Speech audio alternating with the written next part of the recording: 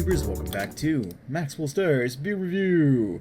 Tonight we're going to take a look at a product that just recently showed up, a seasonal product that just recently showed up in New Brunswick liquor stores, and it hails from Ontario. Tonight we're going to take a look at Muskoka's Harvest Ale. Alright, so holy shit, that's a Harvest Ale? 7% ABV, that's pretty damn strong for a Harvest Ale. Says this ale has a rich malt backbone and gentle and subtle grassy character reminiscent of freshly cut harvest. Ooh. It's our way of celebrating another prosperous growing season. Sweet. Alright, so yeah, unfiltered harvest ale. They say malty, I'm assuming it's kind of maybe like an ale version of like an Oktoberfest or something. Marzen, but with like really, caramelized malts or something like that. I honestly don't know. Or maybe like fresh local grown hops or something. They don't make any mention of hops. Sounds from their description more like an ale brewed Marzen or something. Anyway, that's pretty strong at 7%. Shit.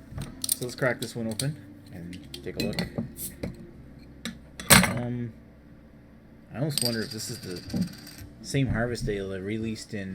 They used to release this in big bottles, maybe. I'm not sure. They had like a yearly release. I think they had one in 2013 that was available here, and one in 2014, but I didn't do enough reading. I just realized that.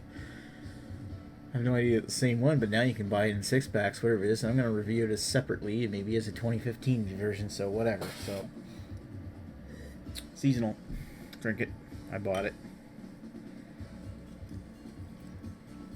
Yeah, because I think like last year's harvest, they were like I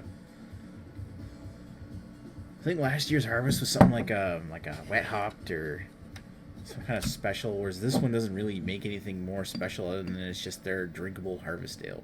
Maybe that means there won't be a harvest ale like that one, this year, which is kind of sucks because that was one of the actual like Muskoka products I really liked, if I recall correctly. It's been a while since I had it. A year, even. So, set this up quick and get my photo.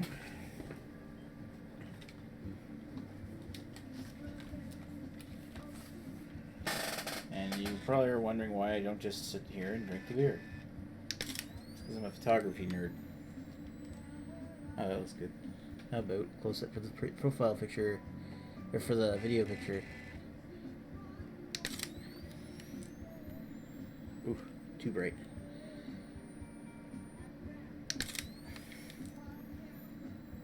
It'll work. Alright. Okay, so look at that. My guess at saying it looks a lot like an ale style Marzen or some kind of like rich caramelized malts in an ale brewed beer. That really looks nice. That's got this kind of really nice, maybe deeper red orange characteristic and then like a deeper orange characteristic than like an IPA. It has a nice tan head. It's almost yellowy in this light. Wow. Looks really nice, actually. A gentle amount of carbonation coming up through. It's not like super effervescent. It's just streaming up there in the middle slowly. Looks really appetizing when I look at that in the glass. Let's give it a sniff.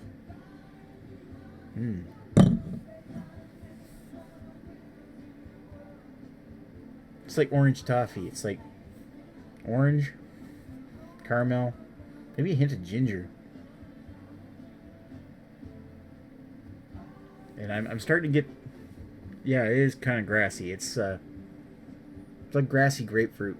That might be the source of the orange, actually. It's kind of like that sweet malt mixed in with the grapefruit. A nice little gentle grassy character. That fresh cut fruit kind of smell.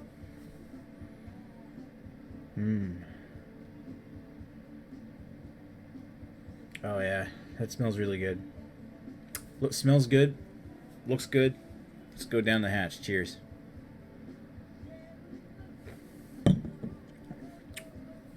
Well, there you go.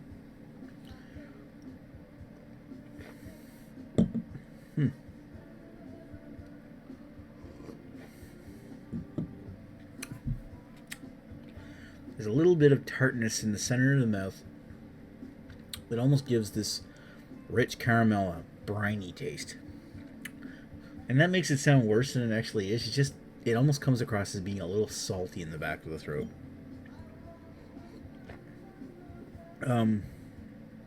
It's got an earthy backbone with a nice warming caramel malt. It's like salted caramel with some orange and grapefruit nestled on top of that. There's like an earthy resin that kind of lingers a bit on the back of the tongue, and I'm not sure if I like that. But overall,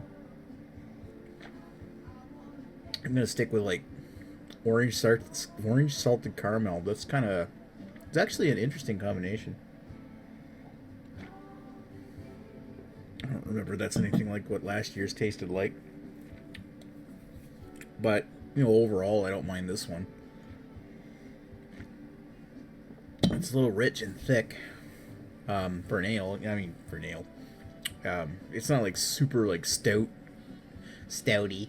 It's not.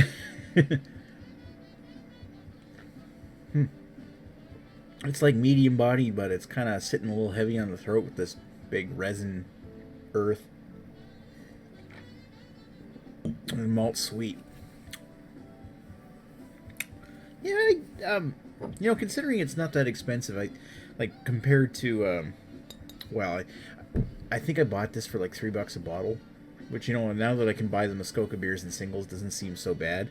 When they first arrived here, we got like Mad Tom and Detour, especially Detour, in like 6-packs for I think $17, which is a little outrageous. And when you think about it, this is like, you know, $3 for a beer. It's 3 times 8. Sorry, 3 times 6. Which, damn my poor math skills. I think it's still $18. Yeah, it's still $18, but